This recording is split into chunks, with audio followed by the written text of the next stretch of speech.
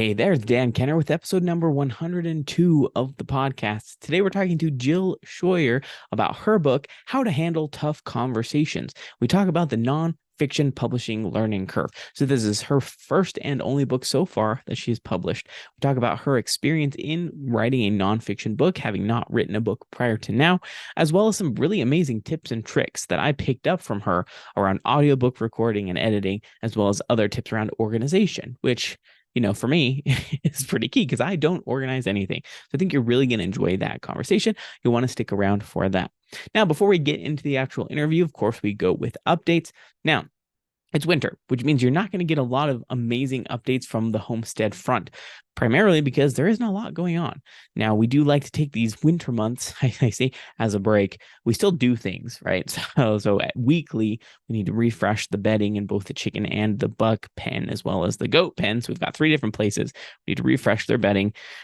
Just make sure everything looks okay, make sure they have their minerals and nutrients and everything. So that happens on the weekly. We check them every day, but most of the time they go through them about a week. But I did today move the buck back to his other pen, which the does had finally gotten kind of used to him. So I think they've just kind of stuck with him. They weren't having their cycles anymore, so he wasn't as interested in them as he was prior. When you put them in there at first, he kind of goes crazy for a week or so until they're all bred, and then he finally calms down. So they've definitely mellowed out. He hasn't been chasing them. I don't think they were happy that he was in there because they didn't really like him. He stinks. He's just, they're not used to having him there. I moved him back today, and he was unhappy. The girls seemed thrilled that he was not in there with them anymore. Poor Merrick, on the other hand, so that is the castrated buck. So he's a wether, is what you call it. He was not thrilled because he had gotten some breaks from having this buck kind of beating on him. I say beating on him, that he doesn't actually beat on him. Like they just butt their heads and kind of yell at each other. They chase each other around. But the buck is more dominant, clearly, because he's got his hormones and he's intact and he's a little bit meaner. But Merrick has loved not having him in there with him, but he's back now. So it is what it is. And I think they're all just kind of settling, getting used to each other again. So that happened today. But other than that, most things are staying really stable. Not a lot has been going on other than we did shift our chicken feed.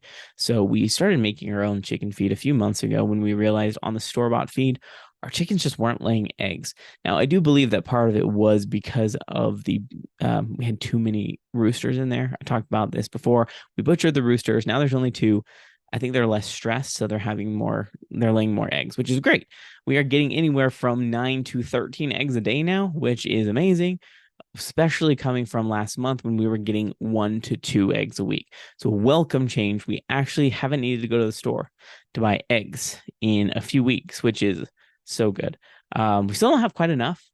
we have to shift our meals around because we're not quite getting enough eggs, but it's nice to actually be getting eggs from the chickens that we've been sinking some feed cost into. These chickens are more dedicated egg laying breed, so I think they're just kind of meant for it. But the other thing that I'm pretty proud of is a majority of them are actually laying where they're supposed to lay. Now, if you have chickens, that if you get chickens that are trick layers, they just want to hide their eggs from you, and you have to go searching in the coop, and it takes so long, particularly in the dark of winter. I have got my flashlight looking all over the place trying to find those eggs. And if you don't find them, then they freeze overnight. It's going to get cold enough out here that I'm going to have to go out multiple times a day so the eggs don't freeze in the boxes. But most of them are actually laying in the boxes, which is incredible, where they're supposed to be. There are a few that don't, and I think it's because they actually lay really early in the morning. I mean, I get up at about 6 o'clock. I used to be 5, but I've been sleeping until about 6 recently, primarily because we get up with our infant daughter at 3 o'clock in the morning to feed her. That's a long story. We've been doing that for almost a year now, but it's harder to get up in the morning when you have an alarm for 3 a.m. to get up to feed the baby, and you're awake for 20 to 30 minutes before you get to go back to bed again. So that being said, I get up at about 6, and we go out to do chores about 7. Now, those chickens must lay earlier than that because their eggs are in the coop underneath all the fun stuff. So they aren't always clean, which I don't love, But we need to figure out how to handle that because I don't love that they lay the eggs there in the coop. So still need to solution that a little bit, but I'm just grateful that we're getting eggs. No complaints other than that. It is also really dry, interestingly enough. It's very cold, but there's not very much snow on the ground. This might be the first year in a while that we don't have snow on Christmas. But it is what it is. We will appreciate the holidays regardless of what snow we have. Other than that, yeah, the homestead is stable. Just gonna make it through till next year when we get into kidding season and have to prep all the houses for everything. But yeah, just plugging along. In terms of authoring news, a couple weeks ago I launched my Ream subscription. So if you know anything about Ream, most of you probably haven't heard of it. It is an opportunity for authors to, allow their readers, their fans to invest in them and get extra content. So in my case, because I write relatively quickly, I have a lot of drafts of books that I'm going to have to eventually get up enough courage to edit because editing is like not my favorite part about the whole publishing process. Until then, I don't want you to have to wait. So I've given early access, to these chapters that I've written. If you're interested in early access, you can, or if you just want to take a look at it, if you're curious about it, want to see what perks are involved, you can go to reamstories.com/Dan Kenner. So Ream is just spelled REAM, and then it's stories, STORIES.com/Dan Kenner. You want to check it out. It's just kind of interesting how it's all set up. You can pay monthly for this extra content if you're interested. It's kind of a new thing for me. I know there's a lot of authors that are doing very well with that. They're able to connect with their fans and have this cool community. I'm just getting it started, so it's in the infant stages. But it's been a fun project to try to put together, something that I didn't think I would enjoy putting together. We'll see if people are interested in getting some of my content early. Other than that, I am continuing to write Demon Blooded. I finished Darkness Incarnate, which is the short story I talked about last week. I'm now editing that. Yes, I'm editing, believe it or not. It's surprising, but I am editing it and it's going better than I expected. I think it's because it's a short story. It's only 14,000 words instead of my drafts are always between 100 and 160 or 70. It's just more daunting to edit that. So that's good. I need to also have a deadline. I have to edit it by the end of this month and submit it for Writers of the Future. So while I'm editing that, though, I am back in Demon Blooded. I'm at about 72,000 words of that draft, which in hindsight feels like it should be more. The book has progressed quite a bit. As a discovery writer, there's a lot more going into it than I expected. So more than likely, this book is not going to hit the target of 100,000. I don't think I can wrap it all up in 28,000 words, but hey, I guess we'll see. I did finish Dragon Blooded at about 110. I think it was 109, which was a lot less than I expected, or a lot fewer words. I'm not a grammarian. So, yes, that's good. Demon Blooded is moving along, which is pretty exciting. And then after that, I'll probably set that aside, and then I need to start writing the second book of the Etcher's Plight series. As I've been going through that with my writers group, I have been constantly pleased with how the story is. I need to do a little bit of a backwards outline so I remember what happened. Essentially, that means just reading through it and writing the outline. I didn't outline before, so it just kind of came to me as I wrote. I need to do a backwards outline so I remember, oh, this is all that happened. This is who came in, twists and whatnot that are left over so that I can start writing the second book. I already know the title of the second book. I'm not going to talk about it today, but I know the title of the second and the third book. And I think I have an idea for the fourth book, which will be the fourth book, last book in that series. So somebody asked me the other day, if you were a discovery writer, how do you know how many books are in your series? And the answer is I don't know. I just intuitively know the story is going to be about 4 books. And because I have some sense of where I think the setting is going to be in each of the books, will it turn out to be more? Who knows? I haven't had that experience yet. So far, the books I've written have been the books I've written, but you never know. I'm still a learning author, so could go anywhere. Other than that, nothing is really new in the author side of things. So we can go ahead and shift over to the interview portion of the podcast.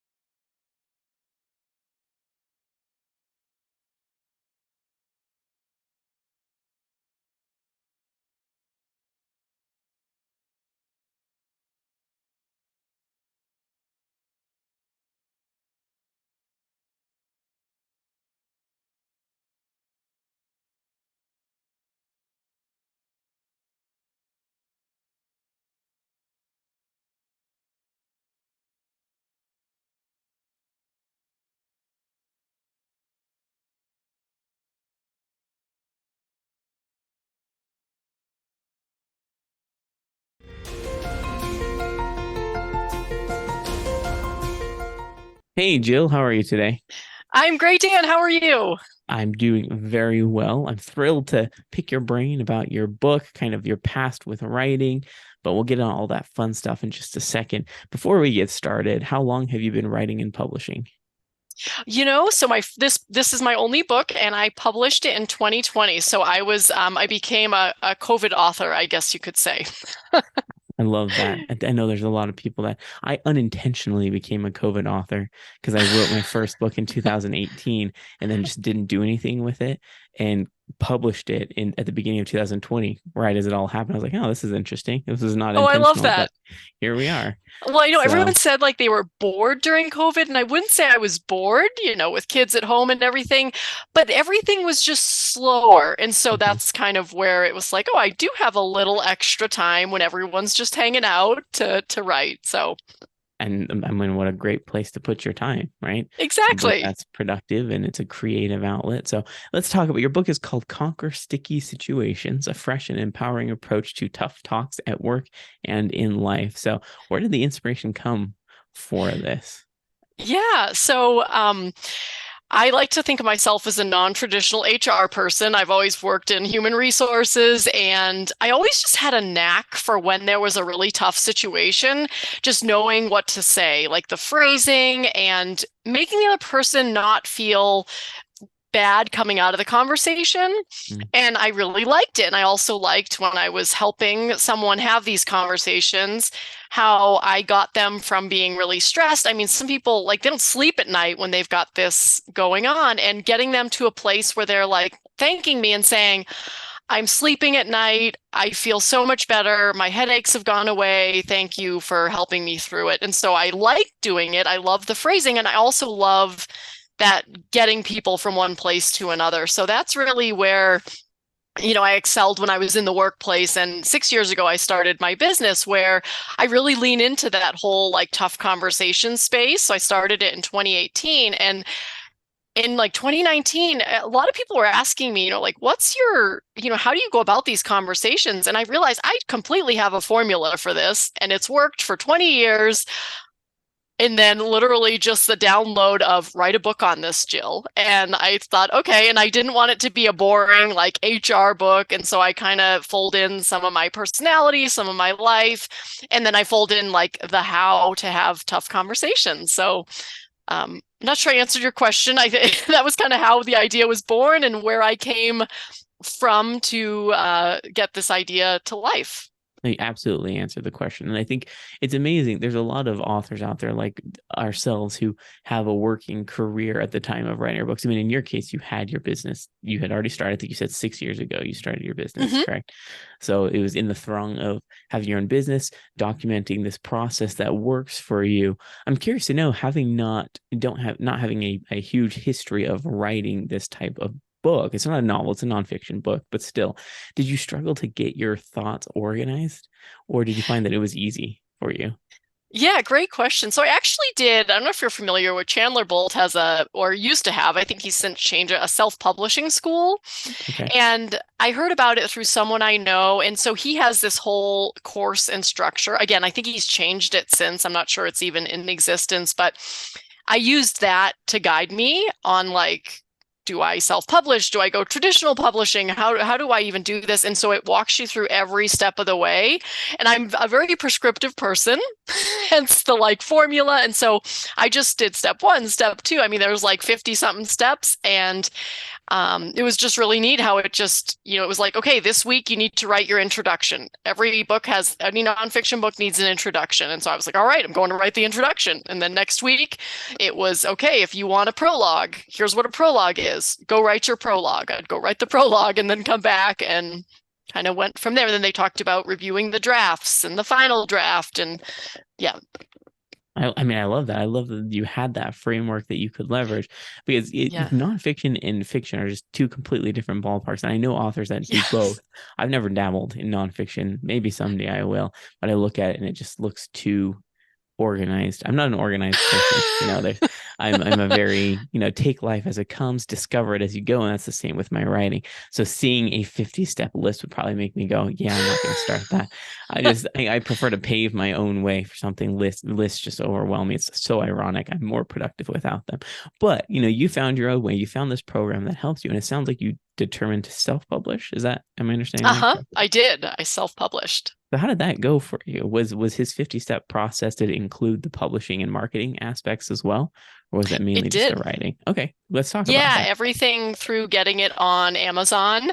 And then he even talks about how to make sure you become a bestseller quickly. And it's all legit. It's not cheating in any way. It's just like building your fan club as you're writing it, tell people about it, build a launch team. I had no idea, like, what the heck's a launch team and why would I do that? And I have like 122 reviews on it now on Amazon. I mean, it's not a ton, but it at least gives it some credibility now. And so yeah, it's just been a neat process. But I admire fiction writers. I mean, I every time I read a book that's fiction, I'm like, how on earth do they think of these ideas? So I think I had the easy path. So I think your path is harder. It's so funny because the ironic part is I look at yours and think, how on earth did they possibly organize this? How did they come up with enough material to, valuable material to put in here?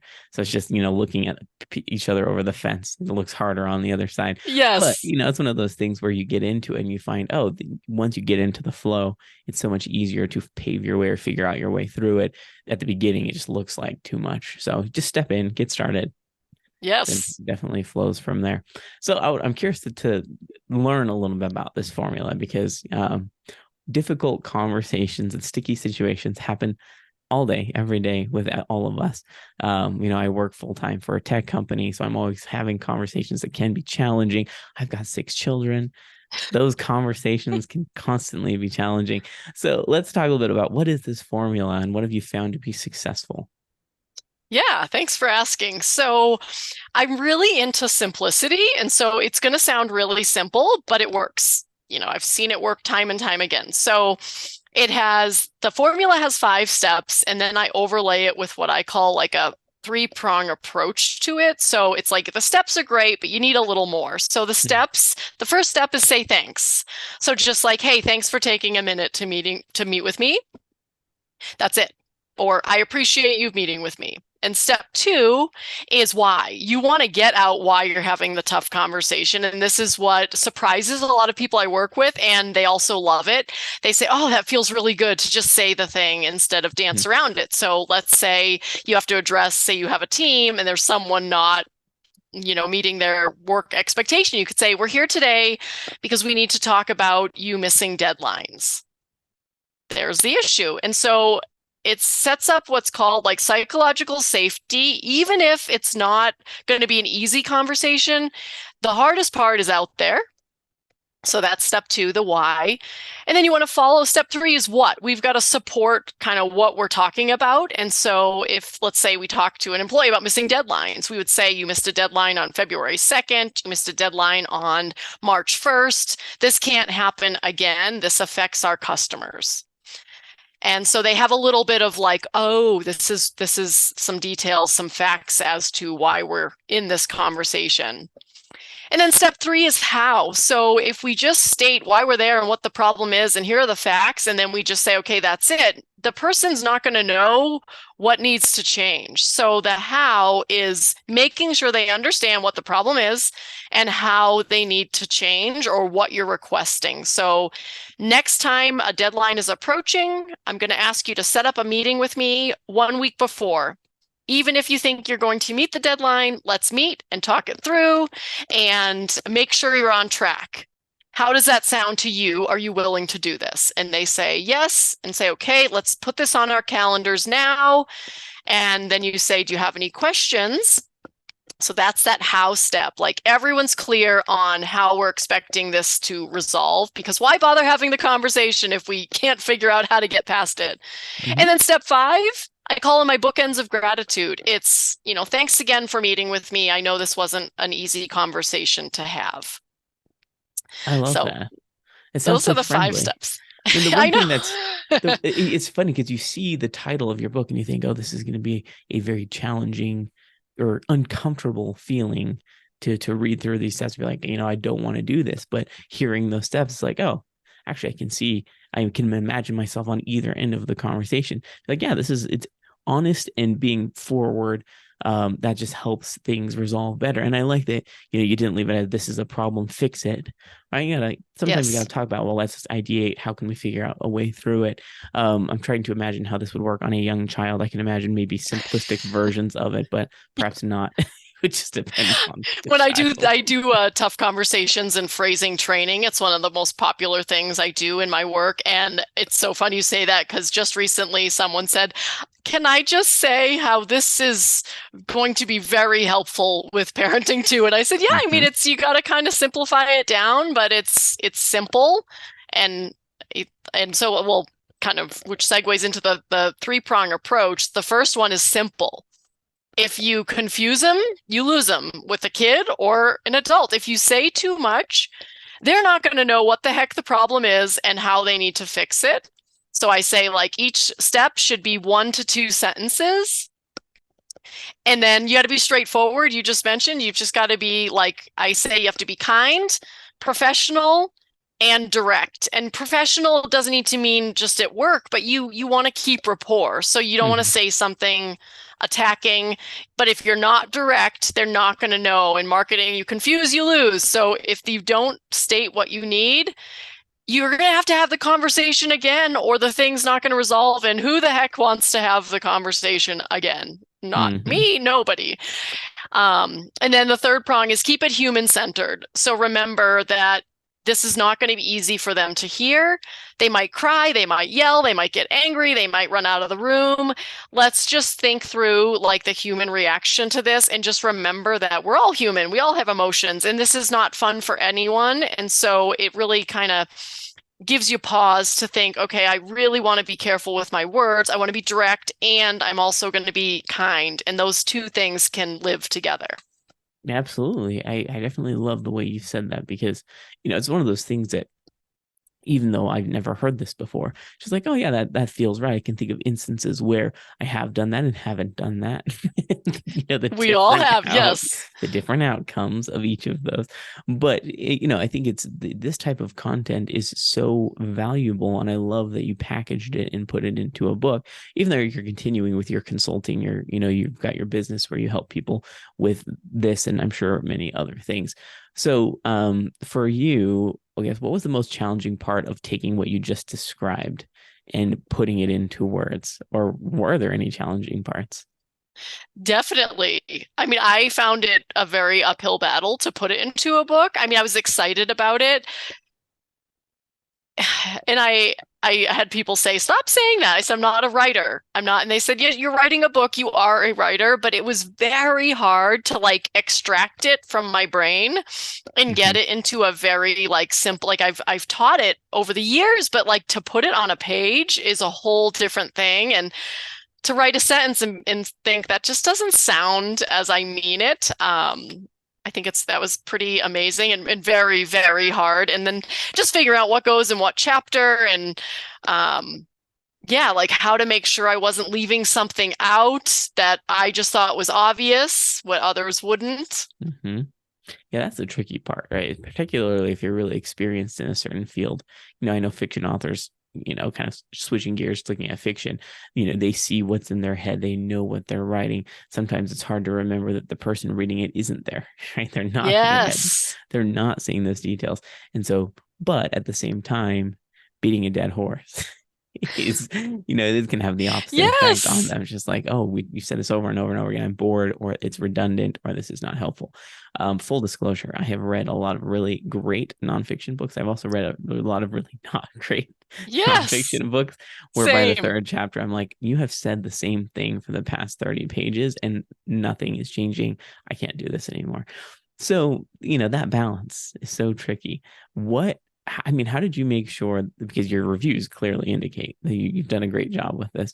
How did you reach your readers effectively? Like, how did you know what to put in? Did you have help from editors? Did you have other readers for family members take a look at it to get it to this good place? Yeah. So I had a couple proofreaders and then I did have an editor. A big part of this self-publishing process I went through was there's a stigma for self-publishing sometimes and like, oh, anybody can put anything out there. And they said, you're self-publishing, do it the right way and make it a super professional, product. And so, they had all the ideas of like have it proofread by 2 to 3 people, pay a proofreader. So I had it like very casually proofread. Then I paid a proofreader and then I paid an editor. And so each time it changed. And I had one person who wasn't any of those. I don't know how we got talking about it. And she said, I love this. I love how you've packaged it. I think she just was looking at a draft very informally. And she said, um, do you have anything though about like, what if it's not even worth having the conversation? And I remember being like, that is gold. And so I have the Mm. last chapter is know when to hold them and know when to fold them. And yeah, I teach this formula and I even teach like, I call it what ifs, like what if it goes sideways? What if they slap you in the face? What if I have all that? And I thought, that's all I need. And she said, yeah, but how do you help people know if they should even bother? And I thought that was just pure gold. And so I have that chapter and it talks about like if there's an outcome, like if it's a family member or a friend that you want to keep a relationship with, yes, have the conversation. It's worth the time because it does take time to plan. But I also talk about, if you're in a workplace and your manager is just awful and you're thinking, I've got to address this with them, I really encourage readers to sit back and say, should I just leave? Or should I put all this emotional stress into having a conversation with someone that is not going to change and I have a choice to remove myself from the situation? And so I thought that was such neat feedback. And I think it really tied the book together at the end. Kind of just questioning like, and when even to have this conversation. So I love that you incorporate, because there's one piece of authoring that is so ironic, and that is it can be isolating, right? Mm, Being an author, because yes. you're in your head, it's just you and the page, and you're writing, and bringing in other readers, other evaluators, editors is such an essential part of the publishing process that a lot of people forget about. And I love that you had that reader be like, hey, what about X? And I hadn't even thought about that. Now that it opens up this whole new realm. That feedback is so important from readers to be like, oh yeah, that's good. I need to add some information about that. So it's helpful to hear that, one, that's part of the process you followed, but two, that actually helped develop the book to be in a better place than it might have been before. I'm really interested in that part of the conversation about knowing when it's worth having the conversation. You pick your battles type situation. Is there Yes. any specific tips for, I mean, without giving away too many secrets in your book, of course, Oh because we no, want I'd love people to to. read it. But what is the framework for knowing? It's funny, a quick aside, someone told me, they said, Jill, I want to read your book. I just don't have time. I said, say no more. I said, here's a couple podcasts. You can learn a lot about it on the podcast. Like, I totally get it. Like, yeah, let's just share information. Like, that's the beauty of it. Like, I just want it to get out there. Yeah. So, I mentioned like a work situation. If you have a manager who's just closed and clearly unwilling to change and not receptive, and maybe even who you don't trust, there would be a situation where I would say it's a really tough decision to decide whether you want to stay.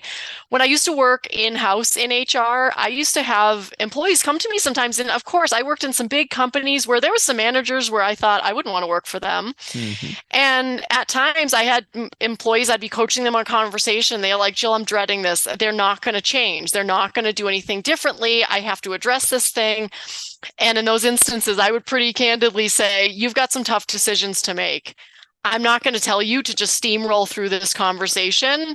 Is this the right place for you? And same with a manager with an employee. If they're at wit's end, they've had the conversations, it's super stressful for most managers to have tough conversations with their employees. And maybe it's just time to part ways. Yes, that's a tough conversation, but maybe we just need to like end it.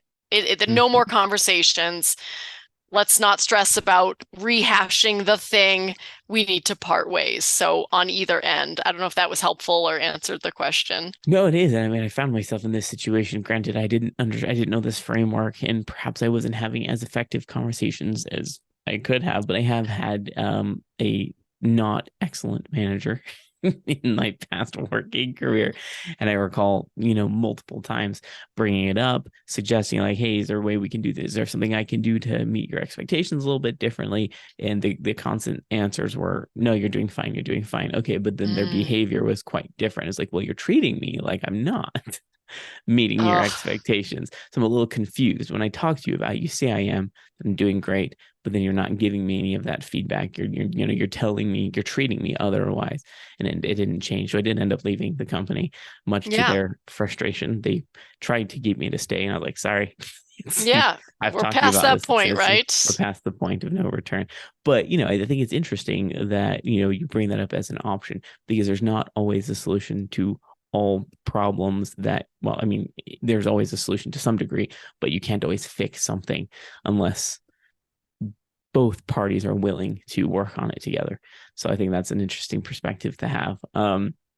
So I noticed you do have an audiobook. And the only reason I thought about that is because someone said, I don't have time to read your book. Audiobooks are an excellent solution for me when I don't have time to read something. Yes. What did that process look like, getting the book into audio format? Because I know that's where a lot of indie authors struggle, is to get past Yes. that hurdle.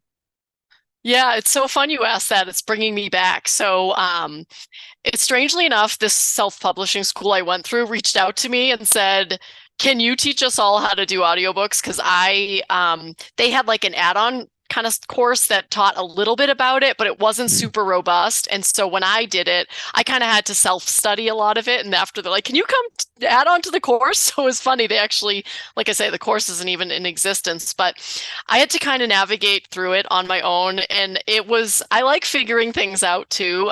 So I read somewhere the best place to record is in a closet full of clothes because it minimizes echo and your a sound studio isn't even as good. So they said find a closet. And so I spent a lot of time, Dan, in my closet recording and kind of like writing it. I never thought how many times I would have to record a chapter and how dry my throat would get. Um, Mm. and because I recorded it because I thought that made it a little more authentic and it was super fun. Probably one of the hardest things I've ever done. And then I also had it professionally produced, had they took out all the breaths, which is crazy. Like, I Yes. thought I'm not doing this editing on my own. The program I used was Audacity, and it was really easy to send files. It's like a free app, and it came out really, really good. When I listen, though, I'm like, I sound really different chapter to chapter because sometimes I recorded in the morning, sometimes I recorded in the afternoon, sometimes I was like a 3-hour recording session. So it was really fun. I have this great picture I already posted online, and I was like, like yes, right when I finished, because it was like pure elation. I'm like, wow, that was really fun and really, really hard. And you're I glad made the you're done. mistake too. What's that? And you were glad you were done. Yes, I made the mistake though of overlapping my editing with audiobook recording. Okay. And so I had to go back and re-record a bunch of clips that my editor changed. So it was I Mm. wouldn't I always tell everyone be completely you'd think you'd be completely and done with the book when you go to record it. I thought I was, but I wasn't. So I'm like, make sure it's done, done, done, done, done, done, done, because I know what happened. As I was recording, I started tripping over some words and I had to go back to my editor to fix it. And then I had to re-record the whole section. So probably more than you needed to know, but it was arduous and really rewarding. I mean, that's an interesting. I know that there's a lot of people that is a part of their editing process. They will read it out loud themselves, kind of in preparation for that. I I've should have tried. done that. I've tried that before myself. Not in recording. Obviously, you're just in your own office or whatever, reading to yourself, and you Yes. kind of catch those clunky things. I tend to get caught up in the story, and so I stop paying attention to how clunky it sounds because I'm just reading it. Right? I'm excited with the story. So, but I think that's something that people have suggested is reading it out loud. I'm curious to know what company you worked with because I actually have never considered this as an option, recording a book myself and then having somebody else edit it. I always thought it was just the whole kit and caboodle. You record it, you edit it yourself, and the editing Yeah. process is wild. I've tried it; it's insane. It takes so Oh, long. so long. And I took long enough recording it that I was like, no way am I doing the Yes. editing. So who did you work with for the editing piece? Yeah, so it's actually someone off Fiverr, and they Okay. came with like I think they have like 500. I can send it to you if you'd like, like 500 like 5-star reviews. They were really yeah. So they have a company on Fiverr. That is Yep, amazing. I'm really glad that I'm talking he to you was because that's so unbelievable. helpful. How cool was it, the turnaround relatively quick as well, or did you have to wait a little while? Yeah, I think he did it in like 7 days, and it was like $130. It was Okay, unbelievable. I was that like, is that's it. He's in South America. And at first I wild. worried, like, was there going to be a language barrier? And there was nothing. He was amazing.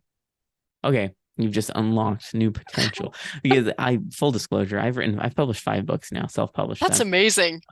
They're very long though. So that's the challenge that I've run into. So when it comes to, I'm happy to record them. I don't love the sound of my voice, but that's cool. I can deal with that. I do podcasts. So, I listen Yeah, to all that. exactly. But, it's the editing piece that I'm editing my written words. I don't have time to do this audio edits. So it's amazing to hear. I never thought of that as a service. Granted, my books, yours is 3 hours and 32 minutes, 3.5 hours, give or take. Mine will probably be more like 20 hours long. So I'm sure I'll pay more for that. That's fine. But Totally. Yeah, but like proportionate. Yeah, I mean, it still wouldn't be that crazy to get mhm, edited. the per finished hour for someone to record and edit is, upwards of $3,000 to $5,000 per book for me. So, hearing the option of, sure, I can sit down and I've got a bunch of closets full of clothes, so I can sit in Yes. those and muffle myself and record and send it to somebody else. So I appreciate that. I would love that resource as a link. It'd Yeah, be very helpful for absolutely. me. And anybody who's listening, there you go. If you've ever thought about recording your own audiobook, have somebody else edit it. Solve all Yes. sorts of Yep, and I'm problems. sure there's others like him. I just look at Of course. reviews and yeah, he was amazing. Super easy to work with. That's awesome. And now everyone can listen to your voice in audiobook format, which is great. Strangely enough, too, he told me, he said, my mom's in HR. I was like, how cool and kind of serendipitous here. So I knew he was like, I was meant to cross paths with him anyway. That is funny. So when he heard your stuff, he was just like, "Oh, this is good. I'm going to tell Yeah, my he's like, mom." my mom works in HR. I think I don't know if he was in Argentina or where, but he's like, yeah, my mom does HR in Argentina. And I was like, that is so cool. That is excellent. I mean, admittedly, at one point, I wanted to go into HR when I was doing my MBA. I was like, "Oh, maybe I want to specialize in this when I move into the HR segment." I did not end up doing that. But they do have somewhat of an interest in that. There's a lot of facets to it. It's quite a complex part of organizations. HR is a big thing. Yeah, So, but a more lot than of people just have a passion. policies. Yes, I think that's a lot of people think it is. That's what they assume, but it's a much Yeah. bigger thing. Um, so do you anticipate writing more books? Is this in your future to continue writing more, or do you think this is kind of like a one and done type situation? Yeah, so it's funny you ask. My mom keeps asking me this, and I'm like, maybe it's a sign. I believe in like signs from like the universe, like, hey, have you thought about this? I would love to. I think it's more a bandwidth thing. I'm really trying to do I had a exponential growth in my business this year, and I'm looking to keep the momentum. And I'm the type of person I'm like, I can do it all. And I'm Hmm. realizing I can't do it all. And so the book, I would like to actually update this one and kind of do like version two. Um, but I don't even see a date when that would happen. And my little voice keeps saying, you don't need to. Like, this is great. It works. The formula is not wrong. It's just I could add so much. And when I say add, like talk about emotional intelligence as it relates Mm, to tough conversations, build in, when I do these trainings, I talk a ton about trust. If you don't have trust, don't even think about having the conversation. Here's things you should do to build trust. So those are two pieces that I would definitely add in to the book and, but I would probably iterate on the current book. So anyway, that's a long answer to say there are no plans. I would love to, though. It was a really fun, fulfilling process. And I hear Amazon, if you have 3 books, you're like much better liked by them, 3 or more. So I I've don't know. never heard that. Fascinating. Yeah. I've got 5, so I'm just gonna chalk it up to they like me now. But I Yes. Yeah. Like don't know. I don't know, you're boosted in the rankings and things if you have more than 3 or more, Fascinating. supposedly. Huh. Well, I'll have to keep that in. There you go. Maybe that's your goal. You need to just write 3 books, Jill. Exactly. Come on, get on it. No, I Yeah. understand the bandwidth thing. I mean, the plight of a fiction author is we often have way more stories in our head than we have time to write them down. So I'm constantly thinking, trying not to chase that shiny thing. Oh, I want to do that. I want to do that. Knowing your Yeah. objectives and focusing on it. But, I don't know if a V2 is necessary for this book. This seems kind of like an evergreen type of material Yeah. because there's always going to be hard conversations because Exactly. there's when you have human emotion and human interactions, human decision making, there's always going to be hard conversation. Yep. I And I think that's really awesome. like it. I think it's, in any book, any nonfiction book, I mean, you're not going to be able to do it all or say No. it all or, so it's like, well, I think this is a really good, yep, it gets you kind of where you need to be. And sure, and it's my personality. I'm always like, yeah, but I can do better. Yeah, but I can iterate Mm-hmm. on this. Yeah, I'll drive myself crazy thinking that. So Well, we that's shall see. that's when book two, the next book comes out. There'll be a whole Jill line of nonfiction books someday. Just maybe not next tomorrow, and that's fine, right? Yes, But that I would mean, be at least you amazing. can move forward with confidence, knowing that if you do have another idea, you've done this process before. The first time is always the hardest. And then after Yeah, that, it's just like, exactly. I know what I'm doing. You can do that again. So, but that is excellent. Is there any advice that you have for we'll do two pieces of advice. The first piece of advice is for people who are struggling with conversations. Where do they begin? Maybe they're too Yep. nervous to get into it. How do they build up the courage? And then the second piece of advice is someone who wants to write a nonfiction book. Any suggestions on where they can begin? Yeah. So the first question was, how do they kind of start thinking about tackling that tough conversation? Mm-hmm. Kind of, well, I resources, and that's what I say. I mentioned a friend is like, I'm not gonna have a chance to read it. I said, listen to this podcast then. Like, just there's so much free information out there. Like I talk about this on podcasts a lot. Get the right information and then do the right like studying of that information so you're prepared because tough conversations, if you don't prepare and be thoughtful about it, it's going to go poorly. I guarantee it. So it's like just take the time to learn some skills, whether it's my skills or, I mean, there's tons of tough conversations books out there. Get a resource and start learning skills and then set yourself a deadline. Like, I'm going to have this conversation by the end of 2023 and then back it out like I project plan everything and just give yourself the space and grace to like be thoughtful about it. But mostly just get the resources. Just don't go into it blind. You'll have a poor outcome. So I don't know if that No, answers that first question. absolutely answers that first question. I think, people forget about the resources that are available. They feel like, Yes. oh, I'm the first person that's ever experienced this, or, Yeah. unlikely. YouTube itself has opened up a realm. How many Oh times have we yeah. Googled something, found a YouTube video on how to do anything? It's wild what people have put on YouTube.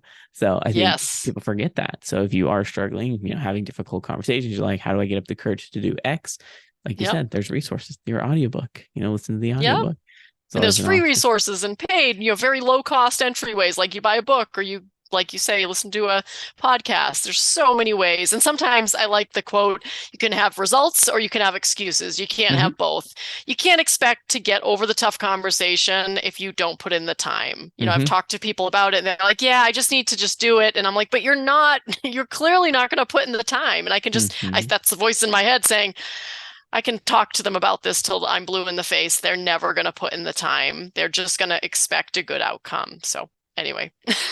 That with that it could open up an entire realm of conversation, which we don't have time for today. But Yes. yes, there's definitely a lot to that. Actually putting in the time, expectations versus reality in terms Yeah. of work put in, rewards to get out. But yeah, the second piece of advice, nonfiction book. I mean, you mentioned that course by that individual whose name I can't recall. You may have to Yeah, remind me. that's okay. Any other advice for someone who has Yeah. this nonfiction idea? Yeah. So he doesn't even have that self-publishing school anymore. So Oh, that's right. unfortunately, You it's said not that. really a resource. But he does have something else that walks authors through. His name's Chandler Bolt. Really neat guy. So you can search him. But as far as writing nonfiction, my advice, and this is probably more personal or yeah, just like how I feel is like you mentioned, those books that you've read in the first three chapters, you're like, snooze fest, I'm bored. I maybe have learned something, but get on with it. I mean, I kind of make fun of myself a little bit in the book. The prologue is a personal story about a friend. And I try like connect. Nonfiction can be so boring. And I tell people, I'm like, there is some HRE stuff in here that'll help you. There's also a lot of like learning about me and how that folds into like why I teach like gratitude. I'm a gratitude junkie. And so I think if you're going to write a nonfiction book, have a good element of substance, of course. You've got to have a reason why you're writing this. And then don't be afraid to make it enjoyable to read.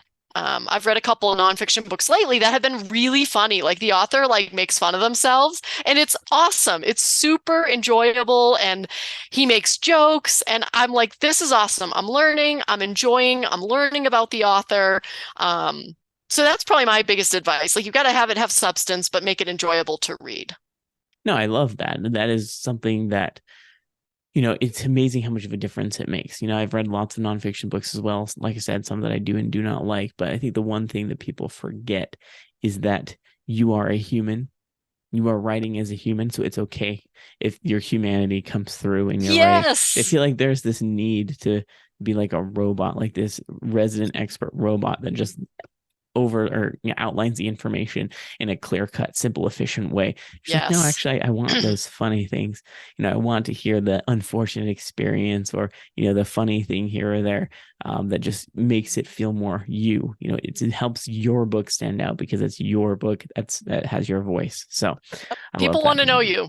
Mhm. Authenticity sells, I think. Like, It does. It's pretty crazy. I mean, it yeah. does for me. It's ironic that as an author, I forget that because I totally eat that up when I'm learning about an author. It's like, Yes. you are a cool person. I don't care what you're writing. I want to buy your books. I want to figure out what you have to offer. Yep. So it's funny how that is. But well, I appreciate you Totally. joining me today. Definitely lots of things to take into consideration, a lot of things to benefit from. But before we end here, where can people find more information about you and the business offerings? I know you have a business as well.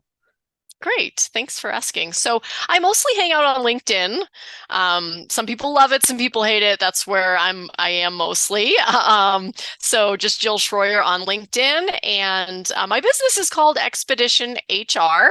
So it can just be found as such online.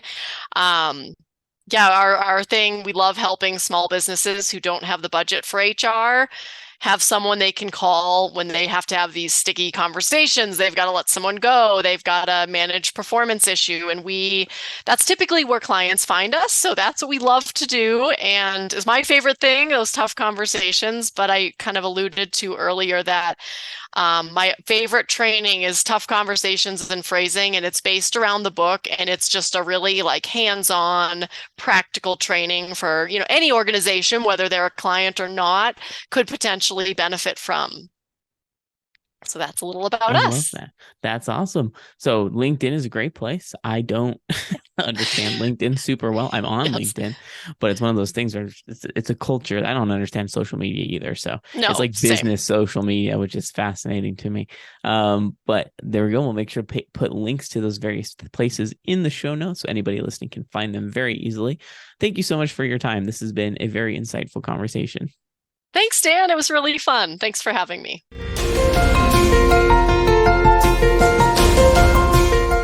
I hope you found that encouraging.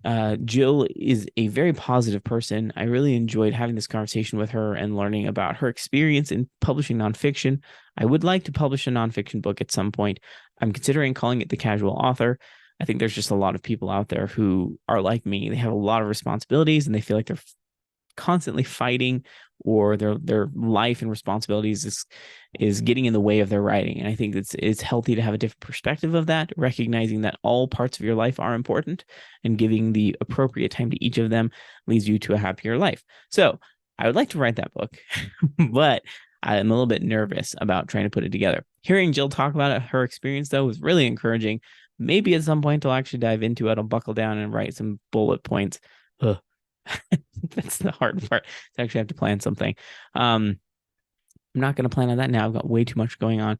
In any case, I hope you enjoyed the interview. Now, if you would like to share this with your friends, I'd appreciate it if you can review it on any system you're listening to, whether it's Google Podcasts or Spotify or wherever, Apple Podcasts. And if you'd like to share with your friends, I'd very much appreciate that. I'm always seeking for more authors or lawyers or whoever you are, if you're related to publishing, to learn more about you and your experience, and yeah, just have real talk about the craft, about the art, and hear your insights. So you can head to thecasualauthor.com to fill out the form, or you can send your friends there as well if they might be interested in joining me on the podcast.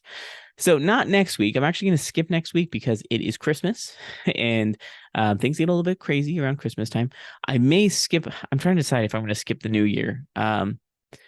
It's less busy the first week of the year, so you may see me at the beginning of January. I haven't quite decided yet, but I will definitely be skipping next week with Christmas around.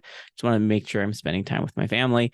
But you can expect one at the beginning of the year, whether it is the first week of January or the second week of January. So that interview is going to be with Lynn Lipinski, where we have a pretty frank conversation about publishing. And ultimately, we talk about how you can win in authoring with the proper mindset.